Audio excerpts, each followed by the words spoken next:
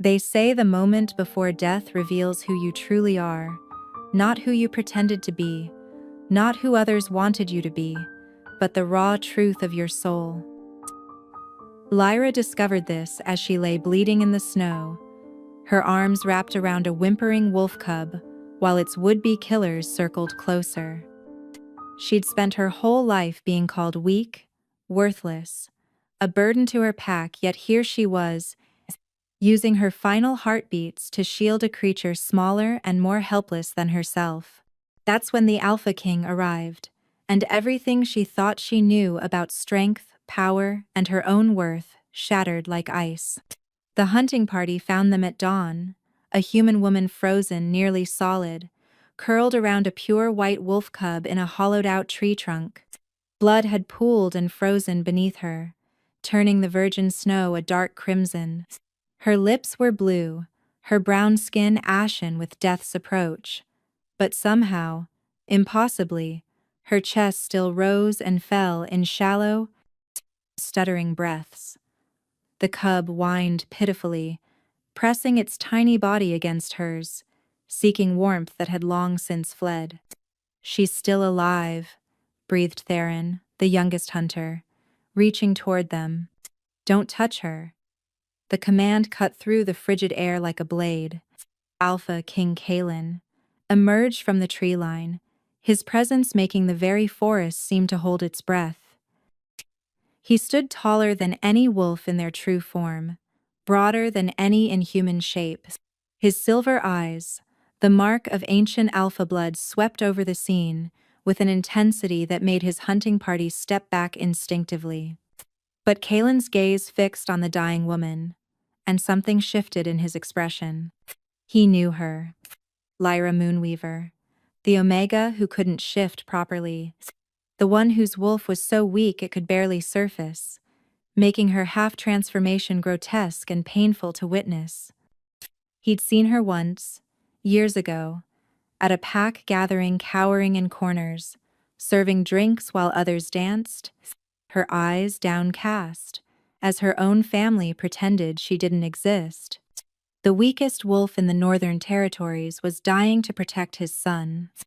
3 days earlier, Lyra had been gathering winter herbs near the frozen stream, when she'd heard it, a high, desperate cry that spoke directly to something deep in her malformed wolf's soul. She'd found the white cub trapped in a hunter's snare, its leg twisted at an unnatural angle, abandoned by its pack, or perhaps orphaned. She should have left it, that's what her father would have said. "You can barely keep yourself alive, Lyra. You're no protector. You're barely even a wolf." But when the cub's golden eyes met hers, eyes that held too much intelligence for such a young wolf, she saw her own abandonment reflected back. Her twisted fingers, caught between human and wolf form during her failed shifts, worked carefully to free the creature.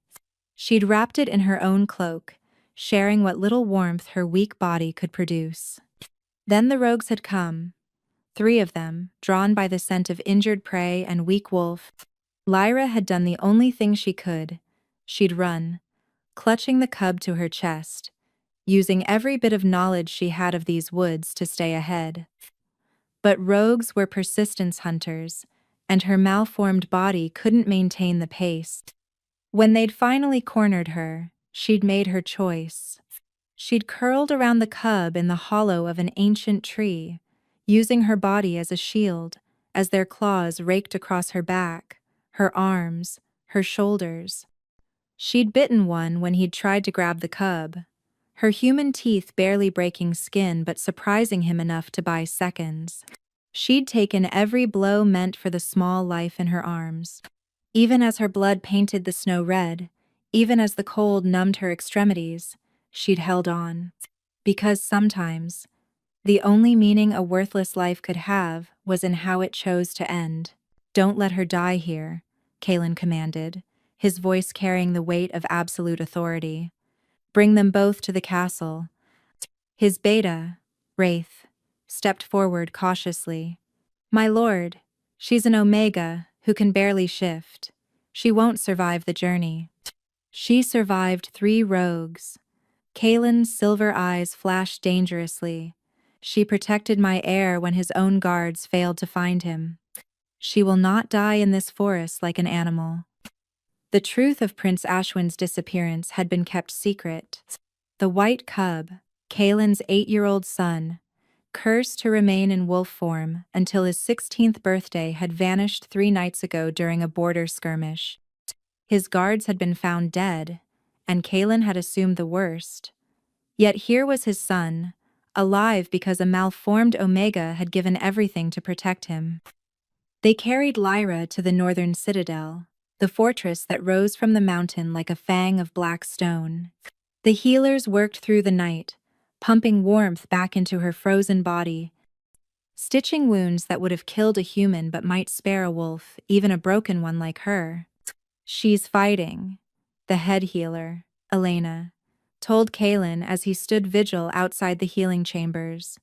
"I don't understand how. Her wolf is twisted, barely there. She should have died hours ago." Through the cracked door, Kalen could see her thrashing in fevered dreams, her body attempting to shift but failing, caught in that agonizing space between forms. He'd seen it before in wolves, whose spirits were broken by trauma, the wolf retreating so far that transformation became torture. Ashwin refused to leave her side. The white cub curled against her hip, a tiny guardian returning the protection she'd given him. When the healers tried to remove him, he bared his tiny fangs and howled a sound that should have been laughable from such a small creature, but carried an echo of alpha command that made even seasoned wolves step back.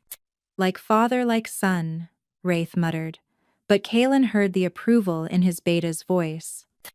On the 3rd day, Lyra's eyes opened. Not the dramatic awakening of fairy tales, but a slow, painful return to consciousness. The first thing she saw was the white cub pressed against her side, golden eyes watching her with an intensity that seemed impossible for such a young wolf.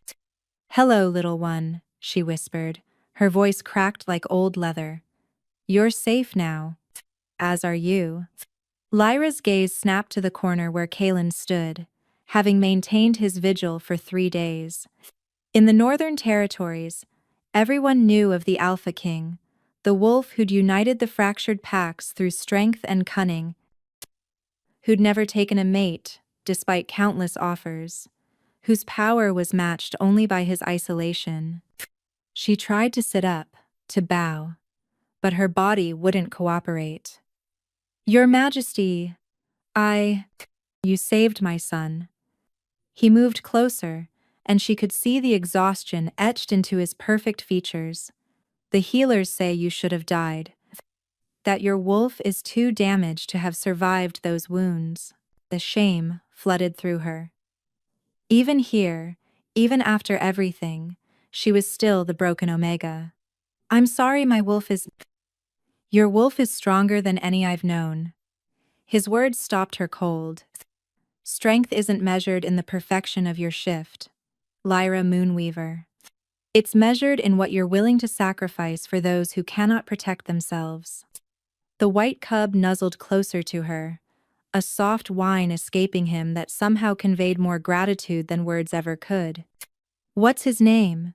Lyra asked, stroking the soft white fur. "Ashwin," Kalen replied, and she saw his composure crack slightly. He's been trapped in that form for 4 years, since he was 4 years old." The weight of that revelation settled over her. This wasn't just any cub, this was the crown prince, cursed and silent, unable to speak or shift back to his human form. And she'd protected him without knowing, without expectation of reward, simply because he'd needed help. The great hall fell silent when Lyra entered, leaning heavily on a walking staff the healers had given her. Conversations died mid-sentence, as hundreds of eyes turned toward the limping Omega, who'd somehow earned a place at the Alpha King's table. She kept her gaze down, counting each painful step across the polished obsidian floor. Her body still bore the evidence of her ordeal: bandages, visible beneath the simple dress they'd given her, bruises, painting her exposed skin in shades of purple and yellow. But it was her presence itself that drew stares. Omegas didn't dine in the great hall as broken Omegas. Who couldn't shift properly certainly didn't sit near the throne. Breathe, a small voice said beside her. Lyra looked down to find a girl of perhaps 13, with the same silver eyes as the Alpha King but softer features. Princess Mira, Kaelin's daughter, whose mother had died in childbirth. The girl took Lyra's free hand without hesitation. Father says you're the bravest wolf in the territories, Mira whispered conspiratorially. Is it true you fought 3 rogues without shifting? I didn't exactly fight, Lyra admitted quietly. You won, though. That's what matters. Mira guided her to a chair that had been placed at the royal family's table, ignoring the gasps from the court. Ashwin won't eat unless you're here. He's been very stubborn. Indeed. The white cub sat by an untouched bowl of meat, his golden eyes fixed on Lyra with unwavering intensity. When she finally sat, he immediately began eating, as if her presence alone made him feel safe. This is inappropriate. Someone hissed from a nearby table.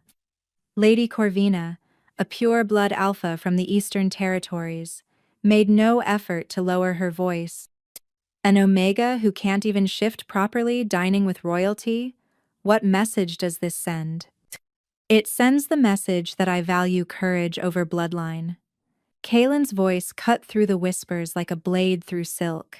He entered from the side entrance, dressed in formal black that made his silver eyes seem to glow. Unless you'd prefer to discuss your own courage, Lady Corvina. Perhaps you'd like to share how many royal heirs you've saved recently. The lady's face flushed red, but she wisely stayed silent. Kaelin took his seat at the head of the table, Ashwin immediately padding over to curl at his father's feet. Eat, he commanded Lyra gently. You need strength. She picked up her spoon with trembling fingers, hyper-aware of every movement being watched and judged. The soup was rich, warming her from the inside, but she could barely taste it through her anxiety.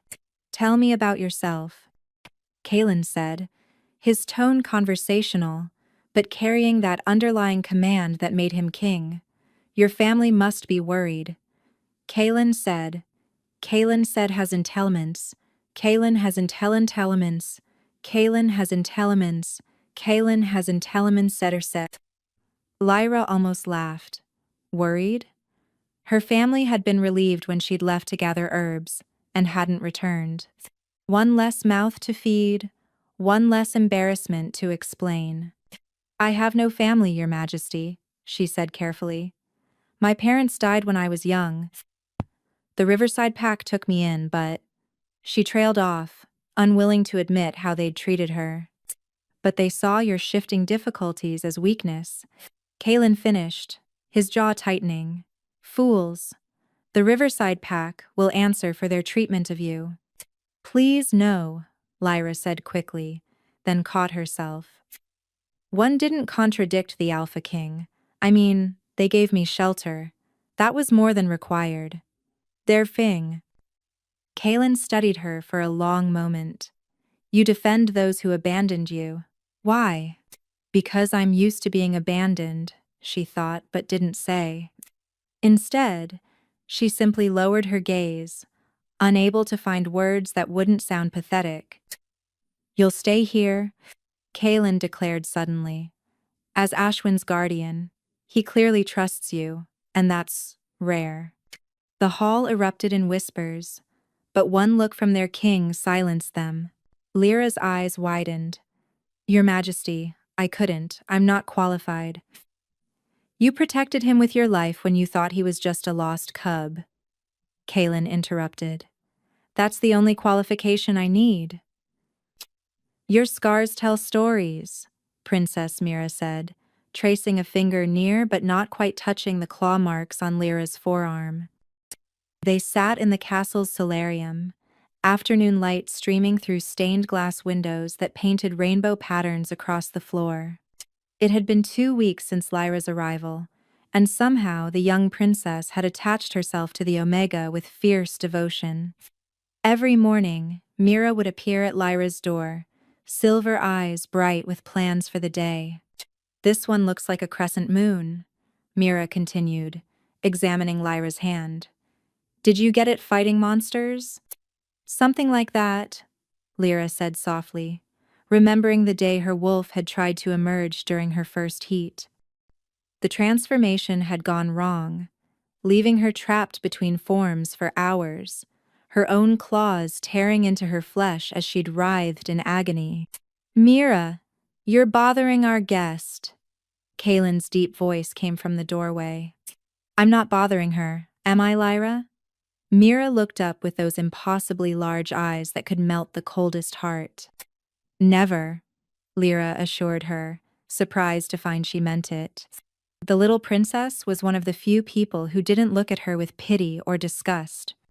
Kaylin entered the room, Ashwin padding beside him in his eternal wolf form. The curse that kept the young prince trapped was a closely guarded secret, but Lyra had pieced together enough from overheard conversations. "A witch's revenge," they whispered. "Payment for some ancient slight against her coven by Kaylin's father." "I need to speak with Miss Moonweaver privately," Kaylin said, though his tone was gentle. Mira huffed but obediently left, though not before hugging Lyra tightly. "We're still having tea tomorrow," she declared before disappearing down the hall. Powerwin immediately took his sister's place, pressing against Lyra's leg. She'd grown used to his constant presence, the way he followed her everywhere, as if afraid she might disappear. "He's never been this attached to anyone," Kaylin observed, sitting across from her. In the afternoon light, she could see the exhaustion he carefully hid from his court. Not even his nursemaids before the curse. "He's a special boy," Lyra said, running her fingers through Ashwin's white fur. "Even in this form, his soul shines through." "You don't ask about the curse?" Kaylin noted. "Everyone else who learns of it immediately wants to know the details, the drama of it all." Lyra met his silver gaze steadily. "The why doesn't matter. He's a child who needs love and protection. That's all that matters." Something shifted in Kaylin's expression, a warmth that made him look younger, less like the fearsome alpha king, and more like a father who'd spent 4 years watching his son trapped in fur and silence. "How?" "The healers say you're well enough to leave," he said abruptly. "If you wish." The words hit her like cold water. Of course, she'd served her purpose, saved the prince. There was no reason for a broken Omega to remain in the castle, eating their food, taking up space. "I understand," she said, proud when her voice didn't shake. "I'll gather my things." "You misunderstand." Kaylin leaned forward. "I'm offering you a choice. You may leave with a purse of gold and my eternal gratitude. Or..." He paused, seeming to choose his words carefully. "You could stay, as Ashwin's guardian. Dot in that man. Extend." Lyra's breath caught. "But I'm just an Omega who can't even shift properly. Surely there are stronger wolves." "He doesn't need stronger. He needs someone who understands what it's like to be trapped in a form that doesn't fit. Someone patient enough to love him as he is, not as others think he should be." His words hung between them, heavy with meaning that went beyond just Ashwin's situation. "I'll stay," she whispered, and for the first time in her life, she felt like she belonged somewhere. The first assassination attempt came on a moonless night. Lyra woke to Ashwin's growl, not the playful sound he made during their games, but something primal and terrified. Her eyes snapped open to find a figure looming over the prince's bed, silver blade gleaming in the darkness. She didn't think. Her body moved on instinct, throwing herself between the assassin and the white cub. The blade meant for Ashwin's heart caught her shoulder instead, sending fire through her nerves. "Guards!"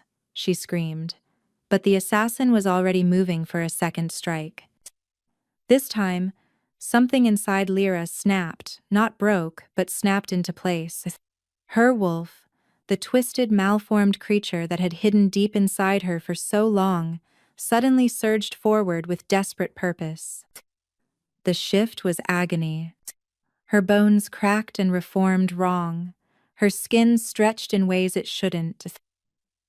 What emerged wasn't the sleek wolf form of a proper shifter, but something caught between hunched, with one arm still partially human, patches of fur sprouting randomly, her jaw elongated but not fully transformed. She was monstrous. She was terrifying. She was exactly what Ashwin needed her to be. The assassin stumbled back in horror at the sight of her malformed shape. That moment of hesitation was enough. Lyra lunged with her partial claws, raking them across his mask, sending him crashing into the wall. Guards flooded the room, but the assassin had already vanished through the window, leaving only blood and his abandoned blade behind. Lyra collapsed, her body convulsing as it tried to shift back. The transformation had torn things inside her that weren't meant to tear. Blood seeped from countless internal wounds. Lyra. Mira's scream echoed down the hallway as the princess ran into the room, having heard the commotion.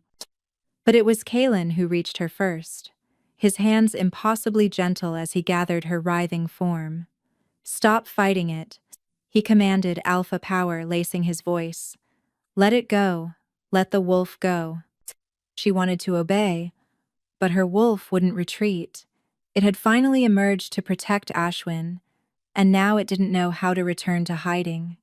"Please," she gasped through her deformed muzzle. "Can't. Change. Back." Kalen did something unexpected then. He partially shifted himself, not fully, but just enough that his own wolf could reach hers. His claws extended, his eyes went full silver, and he pressed his forehead to hers. "You're safe," he rumbled, his voice carrying both human words and wolf meaning. "Ashwin is safe. You protected him. You can rest now."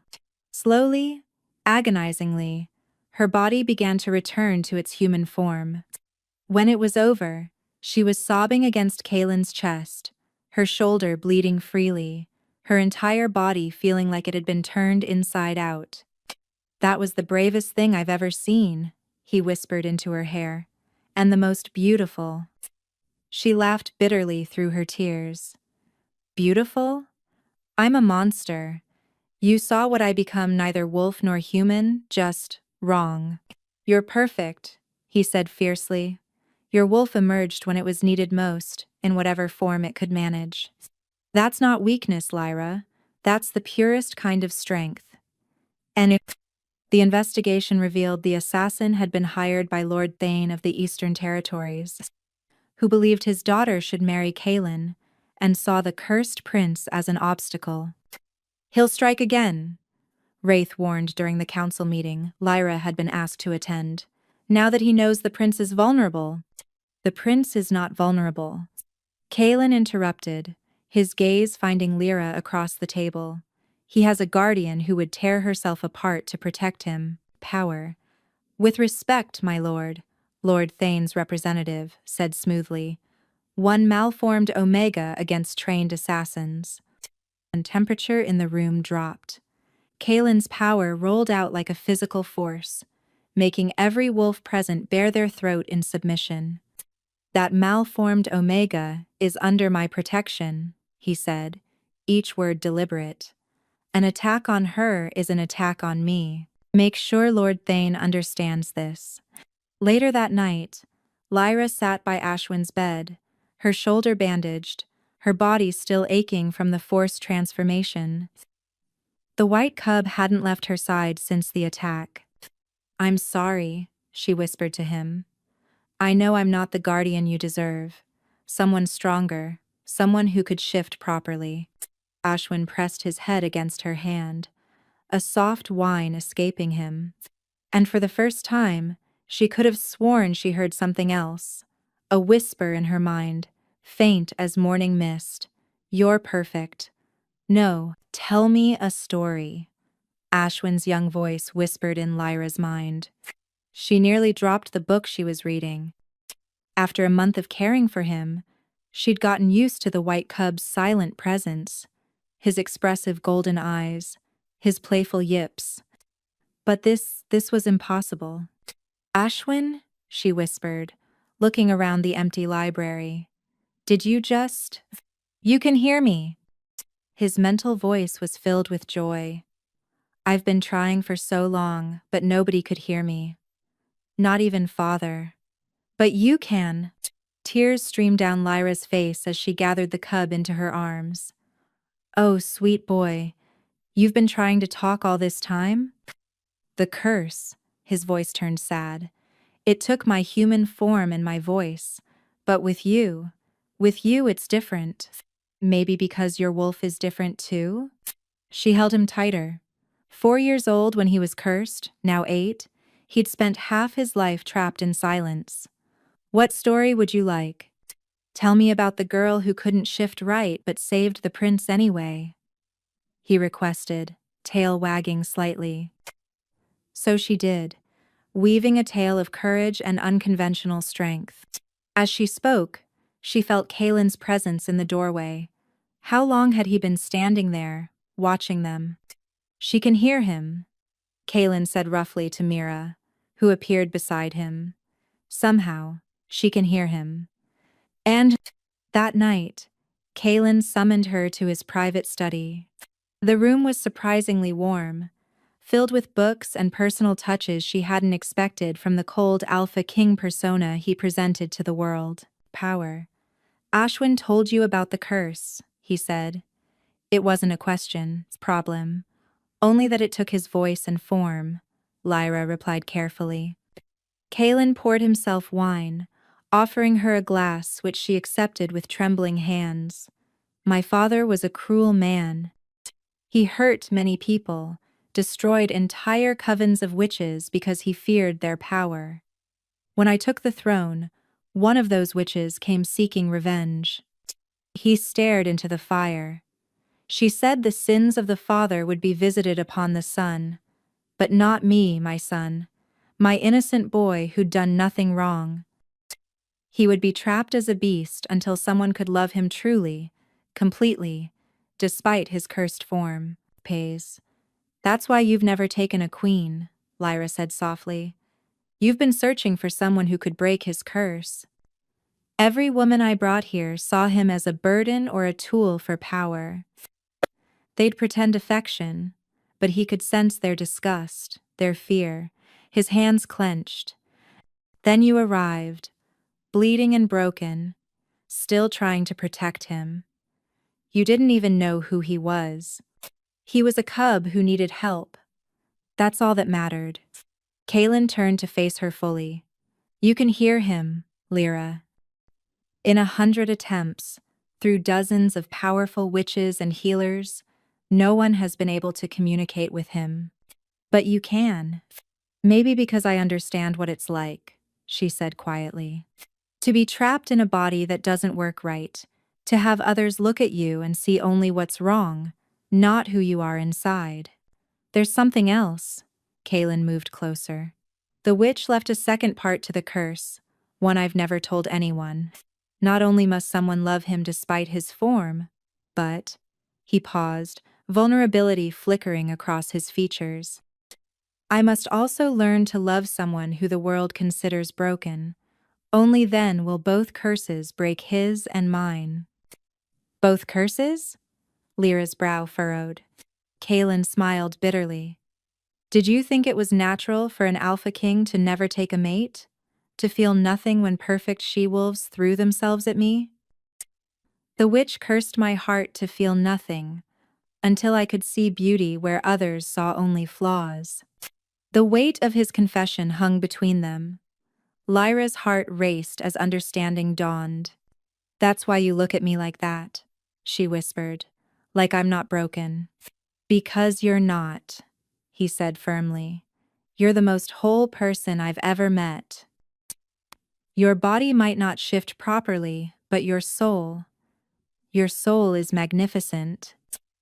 Before she could respond, Ashwin's voice echoed in her mind, and she knew from Kalen's sudden stillness that he'd heard it too this time. Tell father he should kiss you. That's what happens in all the stories when the prince realizes he loves someone. Both adults turned bright red, and despite everything, the curses, the assassination attempts, the weight of their positions, they laughed. The full moon ceremony arrived, with all the pomp the Northern Territories could muster. Every pack leader within 300 miles had come to pay respects to the Alpha King and witness the traditional hunt. What they didn't expect was to see Lyra standing at the royal platform, dressed in the midnight blue reserved for the king's family. This is an insult, Lady Corvina hissed to her companions, not bothering to lower her voice. That creature can't even shift properly. She'll bring shame to the entire ceremony. Lyra kept her chin high, though each word cut deep. She knew what they saw, an Omega who didn't belong, a malformed wolf playing at being something more than she was. Let them whisper, Mira said fiercely, taking Lyra's hand. The princess had dressed in matching midnight blue, declaring herself Lyra's sister in all but blood. Ashwin pressed against Lyra's other side, his presence a comfort. Through their mental link, she heard his voice, "They're all stupid. You're worth 100 of them." The ceremony traditionally began with all wolves shifting together under the full moon, a display of power and unity. Lyra's stomach churned. She'd have to attempt it, for Kalen's sake, even knowing what would happen. "You don't have to do this," Kalen murmured beside her, but she could see the political pressure in his eyes. If she didn't at least try, it would be seen as weakness on his part for keeping her close. "I can handle it," she lied. The moon reached its apex. Around them, hundreds of wolves began their transformation, smooth, elegant shifts that took seconds. Fur rippled over skin like water, bones reformed with practiced ease. Lyra closed her eyes and reached for her wolf. The pain was immediate and wrong. Her bones began to break but wouldn't set properly. Fur sprouted in patches, while other areas remained human. Her spine curved but didn't complete the change. She fell to her knees, a horrific sound escaping her partially formed muzzle. The gathering went silent, watching in horror and disgust as she writhed, stuck between forms. Some looked away, others watched with morbid fascination. "Abomination," someone whispered. "How can the Alpha King stand to look at it?" Stop. The single word carried such alpha power that every wolf present, shifted or not, dropped to their bellies in submission. Kalen stood, his own transformation rippling through him but not into his wolf form. Instead, he held himself in that same painful space between forms that Lyra occupied, matching her imperfect state. "This woman," he said, his voice carrying across the ceremony grounds, "saved my son. She took an assassin's blade meant for him. She speaks to him when no one else can reach him through his curse." He moved to where Lyra struggled and gently helped her to her feet, supporting her malformed frame with his own partially shifted body. "She is not an abomination," he continued.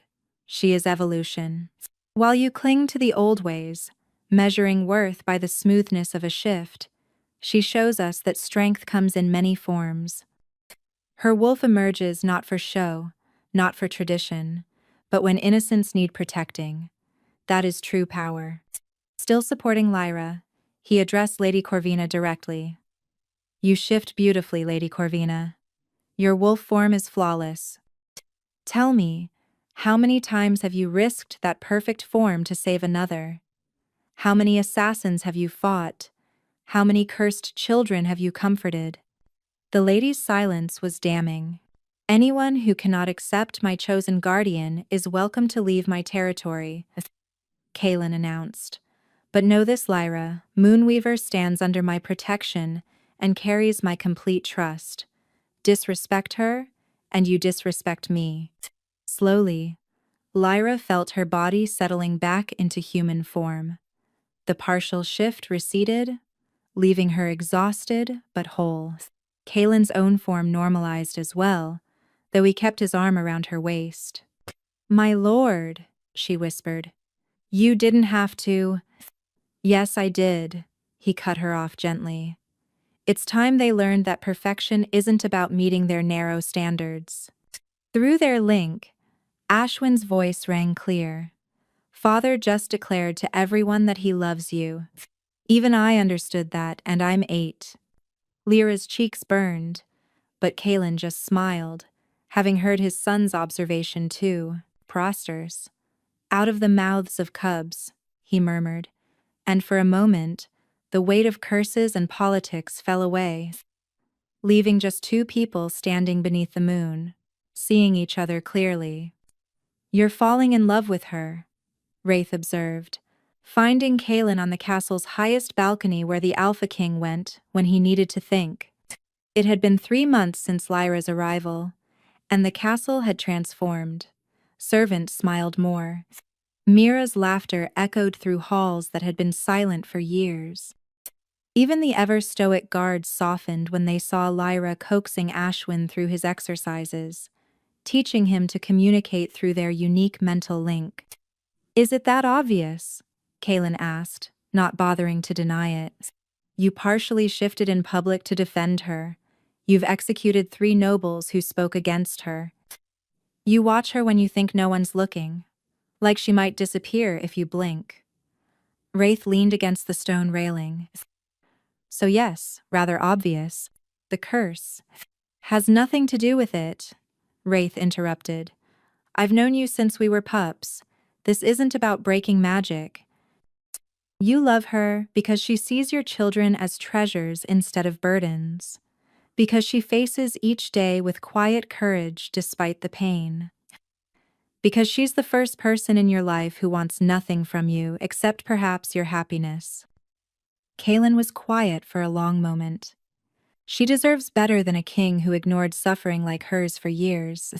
"I let the weak be crushed under the old traditions because it was easier than fighting for change." "Then be better," Wraith said simply. "Start now." That evening, Kaelin found Lyra in what had become her favorite spot, the garden where Ashwin could run freely while she tended to the herbs she'd started growing. The white wolf cub was chasing butterflies, his joy palpable through the mental link she'd taught Kaelin to sense, if not fully access. "You're troubled," she said without looking up from the sage she was pruning. She'd learned to read him these past months, seeing through his kingly mask to the man beneath. "Lord Thane has formally requested an audience," he said. "He wants to negotiate a marriage alliance with his daughter." Lyra's hand stilled on the plants. "Lady Corvina is beautiful, powerful. She would strengthen your political position." "She also called you an abomination." Question. "Many agree with her assessment." Lyra's voice was carefully neutral, but he caught the hurt beneath it. Kaelin moved closer, close enough that her herb-scented warmth reached him. "I've made my position clear. You are under my protection." "Protection," she repeated softly. "Is that all I am to you? A responsibility?" The question hung between them, heavy with unspoken possibilities. Before he could answer, Ashwin bounded over, covered in dirt and emanating pure happiness. "Father, Lyra taught me a new game," the cubs said through their partial link. "Watch." The moment shattered, but the question remained in Lyra's eyes. That night, unable to sleep, Lyra wandered the castle halls. Her shoulder ached, it always did when storms approached, the assassin's blade having left damage that couldn't fully heal in her imperfect form. She found herself in the portrait gallery, studying the long line of Alpha Kings, all powerful, all perfect, all properly mated to equally perfect queens. My mother wasn't perfect. Lyra jumped, finding Mira had followed her. The princess was supposed to be asleep.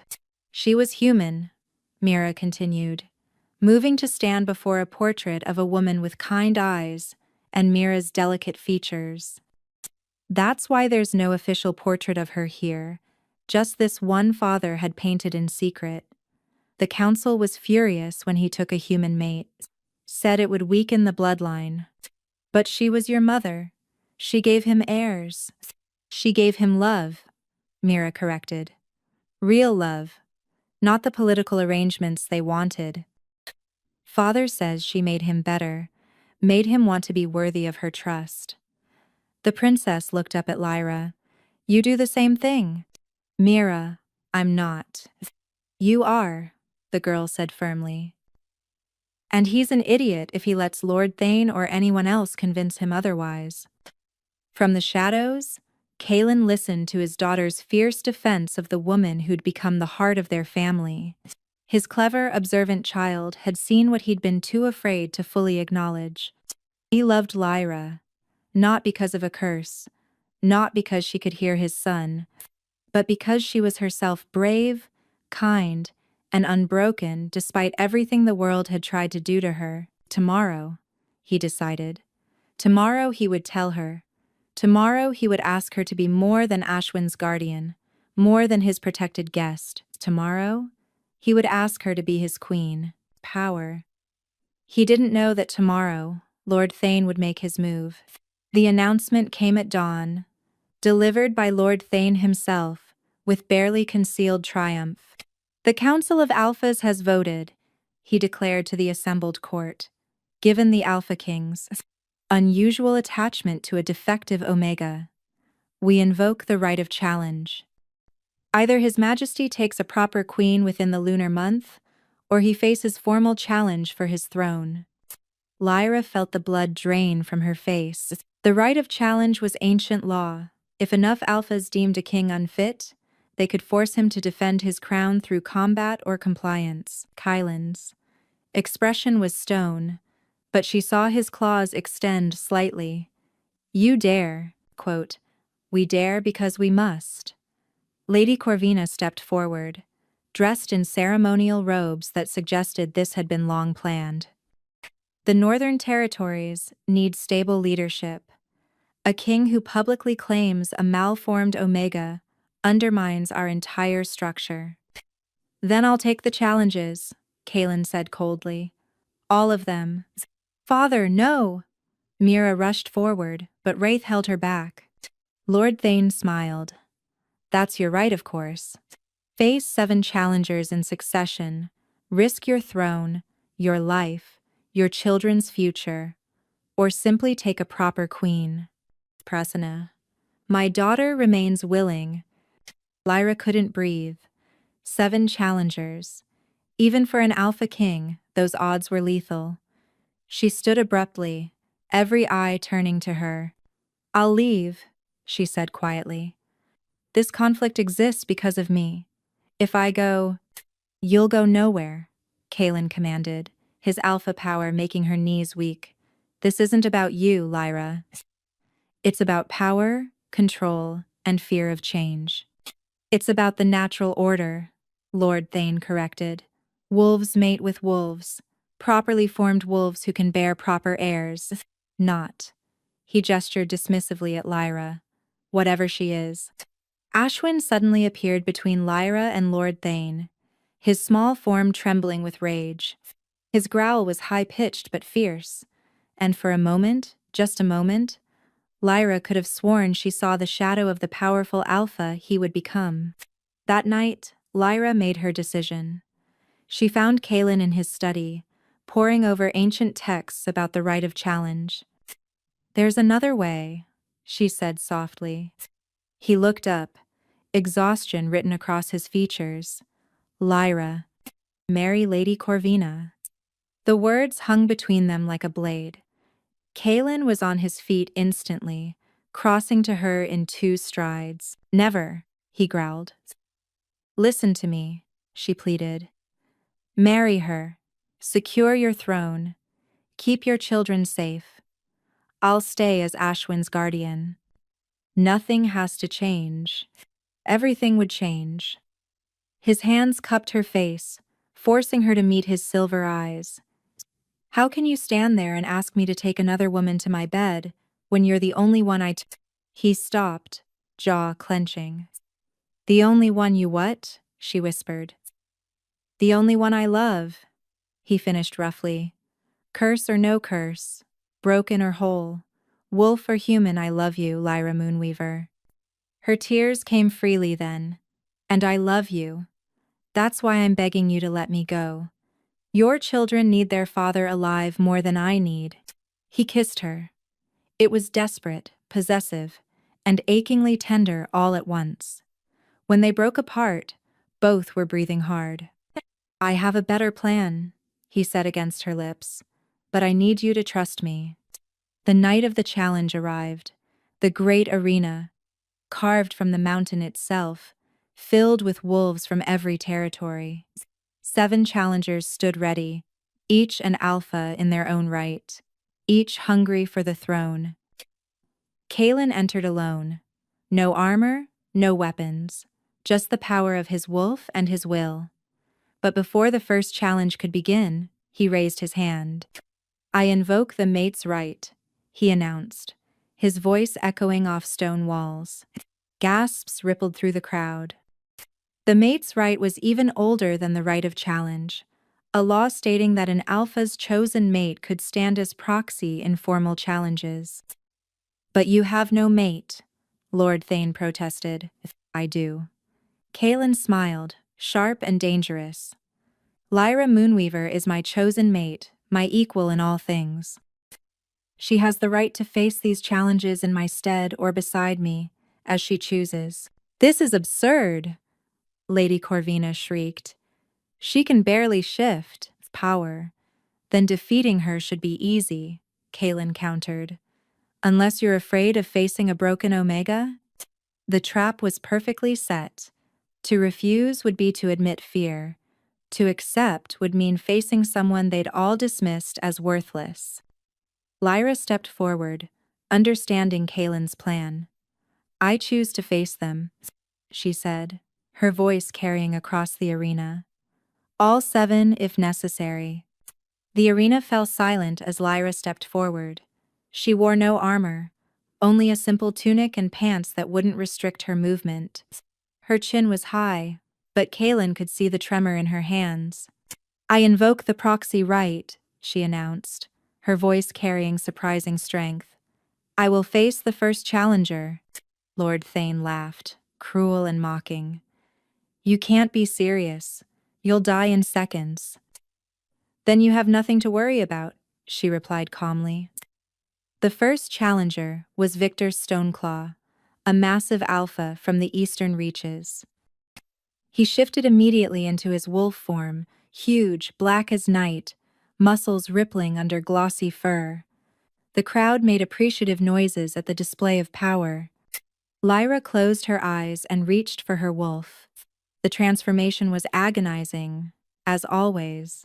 Bones broke and reformed incorrectly. Fur sprouted in patches, eyes. When it finished, she stood there, a malformed creature caught between human and wolf, hunched and twisted. The crowd's disgust was palpable. Some laughed. Others turned away. Victor attacked without hesitation, expecting an easy victory. His jaws snapped where Lyra had been, but she wasn't there anymore. Her twisted form, ugly as it was, moved in ways a normal wolf couldn't. She bent at angles that should have been impossible, dodged in patterns that made no sense. She's not fighting like a wolf, Wraith observed from beside the throne. She's fighting like nothing I've ever seen.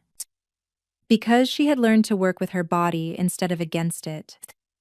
Every malformation, every painful twist, she'd studied them, understood them, turned them into advantages.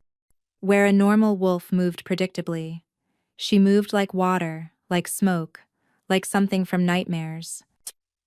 Victor grew frustrated, then angry, then desperate. His attacks became wilder, more vicious. But Lyra remained calm, dodging, weaving, waiting. Then she saw her opening. As Victor lunged for what he thought was her exposed throat, she twisted in a way that would have snapped a normal spine.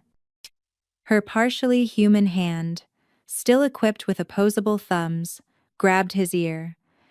Her wolf claws, extended from fingers that shouldn't exist in that form, found the pressure point she'd studied in anatomy texts. Victor collapsed, paralyzed but alive. The arena erupted in chaos. Impossible! She cheated. What is she? She is magnificent, Kaelin said loudly, pride evident in every word. She is evolution. She is adaptation. She is proof that strength isn't about meeting your narrow definitions of perfection.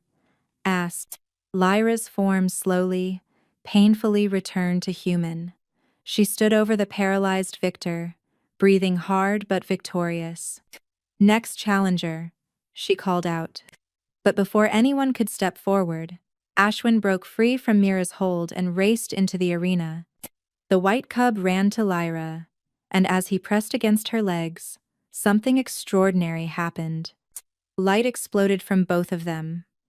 Not harsh or blinding, but warm, golden, alive. The crowd gasped as Ashwin's form began to change, not painfully like Lyra's transformations, but smoothly, naturally. Where the white cub had stood, a small boy now knelt, 8 years old, with his father's silver eyes and strong features, but with something else, a gentleness, a wisdom beyond his years. Lyra, he said, his actual voice rough from disuse. You broke it. You broke the curse. She fell to her knees, gathering him into her arms as tears streamed down her face. How?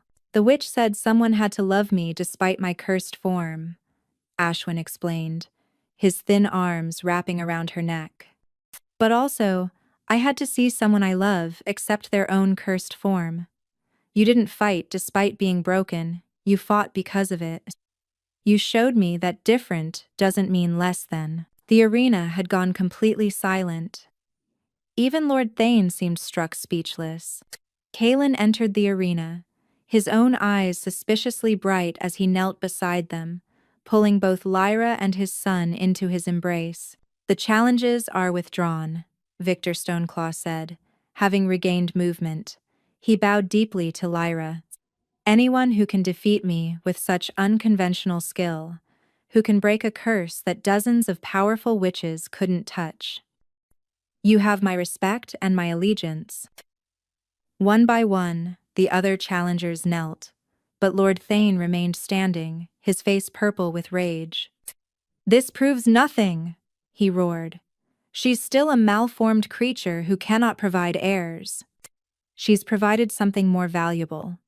Kaelin stood, helping Lyra to her feet while Ashwin clung to her hand.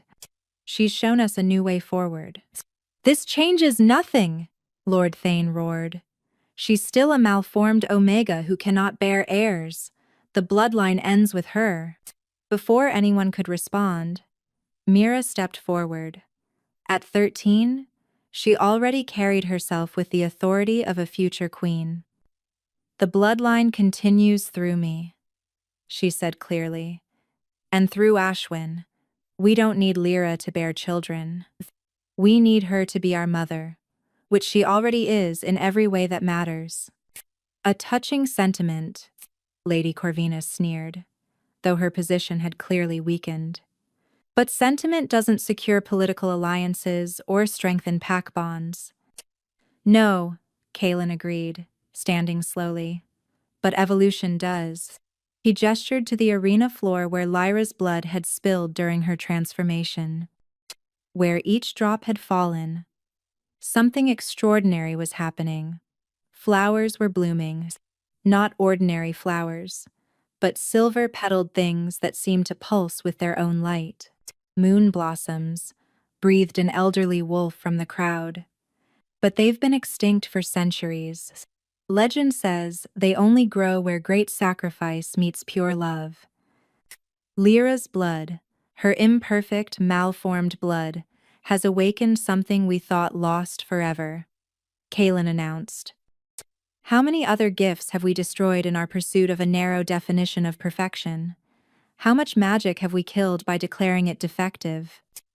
He moved to stand beside Lyra, who was still holding Ashwin, the boy clinging to her as if afraid she might disappear. I name Lyra Moonweaver as my mate, my queen, and the mother of my children, Kaelin declared formally.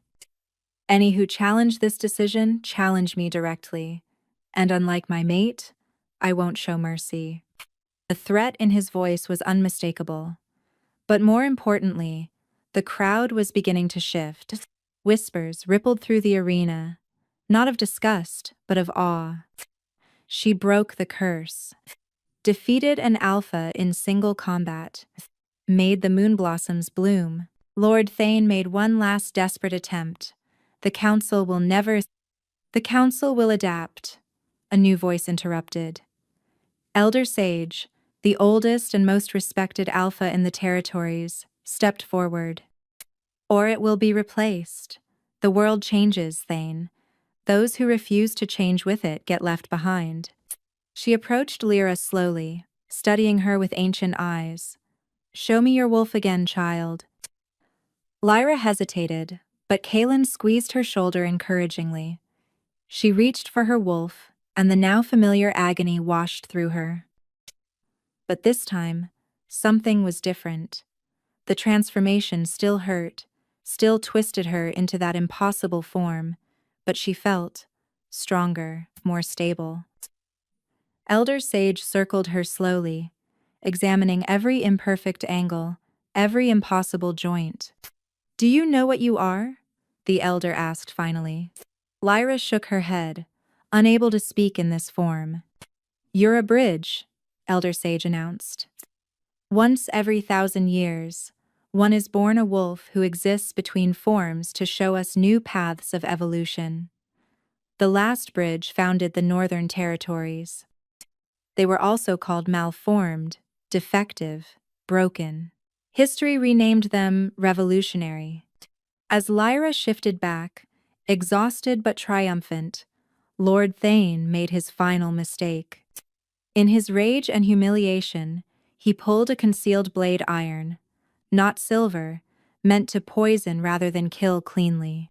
He lunged not at Lyra, but at Ashwin. Time seemed to slow. Lyra moved, but she was too far away, too exhausted from her transformations. The blade descended toward the boy who'd just regained his human form. Then Kaelin was there, catching the blade with his bare hand, the iron searing his palm. His other hand closed around Thane's throat. You just attempted to murder my son, Kaelin said, his voice deadly quiet. In front of hundreds of witnesses. Father, Ashwin said softly. Don't kill him. Everyone turned to stare at the boy. Lyra taught me that mercy isn't weakness, Ashwin continued, and that sometimes the greatest punishment isn't death, but living with the consequences of your actions. Ashwin, Kaelin, looked at his son, then at Lyra, who nodded slightly. With visible effort, he released Thane. You're stripped of your title, your lands, and your position in the council, Kaelin declared. You'll live as an Omega, at the bottom of the hierarchy you so viciously defended. Let's see how you fare under the system you championed. Guards dragged the broken lord away, and in that moment, everything changed. The old order hadn't just been challenged, it had been shattered and rebuilt. Long live the Queen, someone shouted from the crowd. Long live Queen Lyra, others took up the cry. But Lyra only had eyes for the two children, clinging to her one who'd found his voice, one who'd never stopped believing, and the man who'd seen her worth when she couldn't see it herself. 1 year later, the Great Hall had been transformed for the mating ceremony. Moon blossoms now growing throughout the castle grounds. From seeds of those first flowers wove through traditional wolfsbane and silver roses. The combination of extinct and common, magical and mundane, perfectly captured the union being celebrated. Lyra stood before the mirror in her chambers, barely recognizing herself. The wedding dress was a masterpiece of silver and midnight blue, but it wasn't the fine clothes that made her look different. It was the confidence in her posture, the peace in her eyes, the small smile that had become her default expression, rather than the careful blankness she'd worn for so many years. "You're beautiful," Mira said from the doorway. "Now 14, and growing more elegant each day. But you were beautiful before, too. Before the dress, before the title, before any of this." "When I was broken?" Lyra asked gently, knowing the girl needed to hear the answer. "You were never broken," Ashwin said, entering behind his sister. At 9, he was tall for his age, his time as a wolf having made him more graceful than most boys. "You were just waiting to bloom." Like the moon blossoms. A knock at the door interrupted them. Wraith entered, grinning. "The Alpha King is about to wear a hole in the floor from pacing. If you don't hurry, he might just come fetch you himself. Tradition be damned." Lyra laughed, the sound still surprising her sometimes. When had she learned to laugh so freely? The ceremony itself was unlike any mating ritual the Northern Territories had seen. Instead of the traditional hunt where the male pursued the female in wolf form, Kaelin and Lyra had chosen something different. They stood together in the courtyard, surrounded by every pack in the territory. As the moon rose, they both began to shift, but slowly, deliberately, holding the space between forms that Lyra had taught Kaelin to navigate. Together, they existed in that impossible middle ground, neither fully human nor fully wolf. And in that space, they danced. It should have been grotesque, two partially transformed beings moving together. Instead, it was hauntingly beautiful, a physical representation of meeting each other exactly as they were. When they finally returned to human form, the gathered wolves howled their approval, a sound that echoed across the mountains and would be remembered in stories for generations. But the true surprise came during the feast. "I have an announcement." "The pack healer," Elena said, approaching the head table where Lyra and Kaelin sat with their children. "Your Majesty, might I examine you briefly?" Lyra frowned but offered her hand. The healer's eyes went wide as her magic touched Lyra's essence. "Impossible," she breathed. "What?" Kaelin was on his feet instantly, protective. "Your Majesty is with child, twins." The hall erupted. Lyra's hand went to her stomach in shock. "But I was barren. The healers in my old pack confirmed it multiple times." "You were barren when you believed you were broken," Elena said thoughtfully. "But the body and spirit are connected in ways we don't fully understand. When you accepted yourself, when you found your true strength, perhaps your body healed in ways medical magic couldn't achieve." Kaelin pulled Lyra into his arms, both of them crying and laughing simultaneously.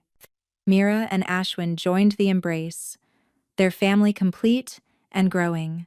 Later that night, as they stood on the balcony overlooking their territory, Lyra thought about that moment in the snow that had started everything. She'd been ready to die, protecting a stranger's cub, believing she had no value beyond that final sacrifice. "What are you thinking?" Kaelin asked, arms wrapped around her from behind, hands resting on her still flat stomach where their children grew. "I'm thinking about broken things," she said softly, "how sometimes they're not broken at all. They're just becoming something new, something the world hasn't seen before." "Like you?" "Like us," she corrected, turning in his arms. "A king who learned to see beyond perfection." A woman who learned to fight because of her flaws, not despite them. Children who teach us that love doesn't require blood or conventional forms, kind of. We're all beautifully imperfect. He kissed her then, under the moon that had witnessed her near death, her transformation, and now her triumph. In the distance, a wolf howled, young, uncertain, imperfect. Another malformed shifter, perhaps, struggling with their place in the world. Lyra smiled, already planning. The castle had plenty of room, and she had plenty of love to give. We should find them, she said. Whoever that is, bring them here. Of course we will, Kaelin agreed. After all, the broken ones make the strongest pack. As if in agreement, a moon blossom bloomed at their feet, its silver petals catching the moonlight. The extinct flower that grew from imperfect blood, proof that sometimes the most beautiful things come from the most unexpected sources. Their story had begun with sacrifice and near death. It would continue with life, love, and the revolutionary idea that strength came not from perfection, but from the courage to be exactly who you were meant to be. The Alpha King had found his queen, the broken Omega had found her strength. And together, they would reshape the world, one beautiful imperfection at a time. The training grounds echoed with an unusual sound, laughter, mixed with frustrated growls. Lyra watched from the observation deck as her latest student, a young wolf named Kieran, whose shift only affected half his body, attempted the defensive maneuver she'd been teaching. Don't fight against the asymmetry, she called down. Use it. Your opponents expect symmetrical movement.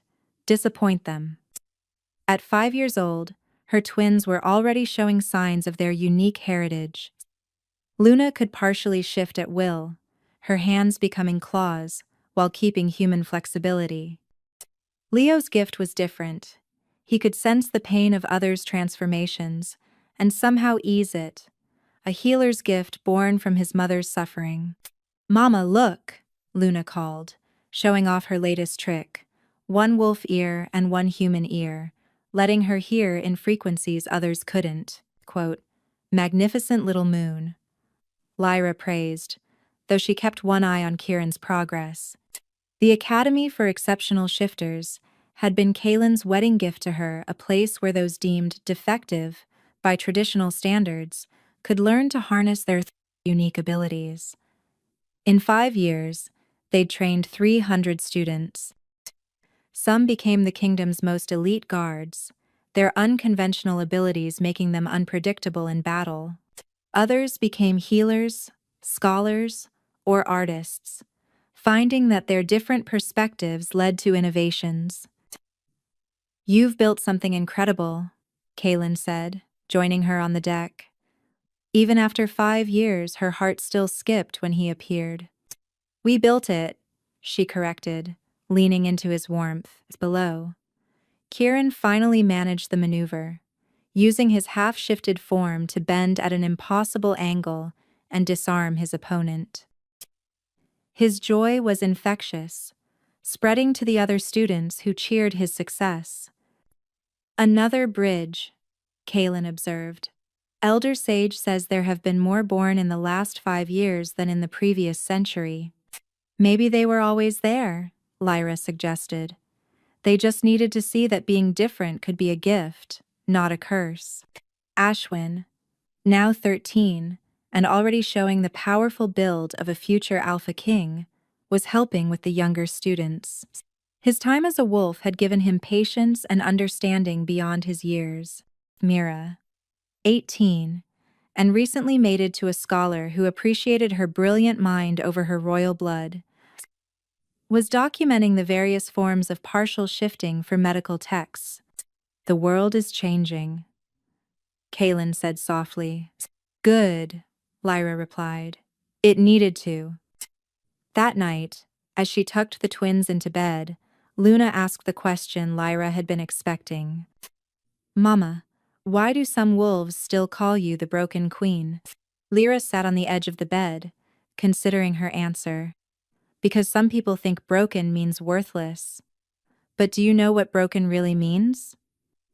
Furry 2. Both twins shook their heads. It means something that's been changed from its original form. Like, when we break ground to plant seeds, or break dawn to start a new day, I am broken beautifully, powerfully broken. And that breaking let me become something new, something needed. Like the moon blossoms? Leo asked. Exactly like the moon blossoms. After the children were asleep, Lyra found herself in the garden, where those first magical flowers had bloomed from her blood. They covered the entire courtyard now, their silver light gentle in the darkness. She thought about the woman she'd been rejected, barren, unable to shift properly. That woman had died in the snow, protecting a cub she didn't know was a prince. What rose in her place was something unprecedented, a bridge between worlds, a teacher of the unconventional, a mother to many, a queen who ruled through understanding rather than perfection. No regrets? Kaelin asked, finding her among the flowers. None, she said firmly. Every scar, every failed shift, every moment of pain led me here. Led me to you, to our children, to this life I never dared dream of. He pulled her close, and together, they watched as across the courtyard, a young student, one who could only shift their legs, practiced the running technique Lyra had developed specifically for their unique form. You saved more than just Ashwin that day in the snow, Kaelin murmured. You saved all of us from the prison of our own limited thinking. Lyra smiled, remembering the terrified woman who'd stood before a beast, convinced she was worthless. That woman had been wrong about so many things, but mostly about herself. She wasn't the weak link in the chain of evolution. She was the next step forward. And in the Northern Territories, under the light of the moon blossoms that grew from imperfect blood and perfect love, the definition of strength itself had been rewritten by a broken Omega who refused to be anything less than whole. Remember, sometimes the most powerful thing you can be is exactly who you are, imperfections and all. The world doesn't need another perfect copy. It needs your unique truth, your different perspective, your beautiful brokenness that might just be the key to someone else's healing.